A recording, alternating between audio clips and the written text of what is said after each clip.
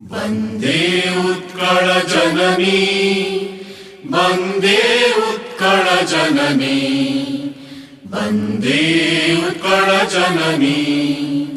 चारुहासमयी चारुभासमयी जननी जननी जननी। पूतपयोधि विधौत शरीरा ताळतमाळ सुशोभित तीरा शुभ्रतटी निकुल शिखर समीरा। जननी जननी जननी।